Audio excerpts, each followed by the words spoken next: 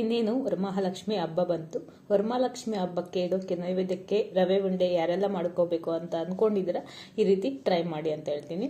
ಇಲ್ಲಿ ಒಂದು ಪ್ಯಾನ್ಗೆ 1-2 ಟೇಬಲ್ ಸ್ಪೂನ್ ಆಗೋಷ್ಟು ತುಪ್ಪ ಸೇರಿಸ್ಕೊಂಡಿನಿ. ತುಪ್ಪದಲ್ಲಿ ಸ್ವಲ್ಪ ದ್ರಾಕ್ಷಿನ ಹುರ್ಕೊಳ್ಳೋಣ. ಹುರ್ಕೊಂಡು ಇದನ್ನ ಪಕ್ಕಕ್ಕೆ ಎತ್ತಿಟ್ಕೊಳ್ಳೋಣ. ಈ ದ್ರಾಕ್ಷಿ ಹಾಕೊಂಡ್ರೆ ಟೇಸ್ಟು ತುಂಬಾನೇ ಚೆನ್ನಾಗಿ ಬರುತ್ತೆ. ಇದನ್ನ ತೆಗೆದು ಪಕ್ಕಕ್ಕೆ ಇಟ್ಕೊಳ್ತಾ ಇದೀನಿ. ಈಗ ಅದೇ ಪ್ಯಾನ್ಗೆ 1 ಲೋಟ ಆಗೋಷ್ಟು ನಾವೇನು ಉಪ್ಪಿಟ್ಟು ಮಾಡ್ತೀರಿ ಆ ರವೆನ ಸೇರಿಸ್ಕೊಳ್ತಾ ಇದ್ದೀನಿ. ಇದನ್ನ ಸ್ವಲ್ಪ ಲೋ ಫ್ಲೇಮಲ್ಲಿ ಇಟ್ಕೊಂಡು ನೀಟಾಗಿ ಹುರ್ಕೋಬೇಕಾಗುತ್ತೆ. ಹೈ ಫ್ಲೇಮಲ್ಲಿ ಇಟ್ಕೊಂಡ್ರೆ ಜಾಸ್ತಿ ರೋಸ್ಟ್ ಆಗಿಬಿಡುತ್ತೆ. ನಿಧಾನಕ್ಕೆ ಇದು ಲೋ ಫ್ಲೇಮಲ್ಲಿ ಇಟ್ಕೊಂಡು ಚೆನ್ನಾಗಿ ಸ್ವಲ್ಪ ಘಮ ಬರೋ ರೀತಿ ಹುರ್ಕೊಳ್ಳೋಣ. ಈಗ ಇದಕ್ಕೆ ಸಕ್ಕರೆ ಪೌಡರ್ ಮಾಡಿ ಇಟ್ಕೊಂಡಿದ್ದೀನಿ. ಸಕ್ಕರೆ ಪೌಡರ್ಗೆ ಏಲಕ್ಕಿನೂ ಆ್ಯಡ್ ಮಾಡ್ಕೊಂಡಿದ್ದೀನಿ. ಇದನ್ನ ನಾನು 1 ಕಪ್ ಆಗೋಷ್ಟು ಸೇರಿಸ್ಕೊಳ್ತಾ ಇದ್ದೀನಿ. ಸೇರಿಸ್ಕೊಂಡು ನಂತರ ಇದನ್ನ ಮಿಕ್ಸ್ ಮಾಡ್ಕೊಳ್ಳೋಣ. ಇದಕ್ಕೆ ಕಾಯಿ ತುರಿ, ಒಣಕಾಯಿ ಒಬ್ಬರಿ ತುರಿ ಏನಿರುತ್ತೆ ಅದನ್ನು ಸೇರಿಸ್ಕೊಂಡು ನೀಟಾಗಿ ಹುರ್ಕೊಳ್ತಾ ಇದ್ದೀನಿ.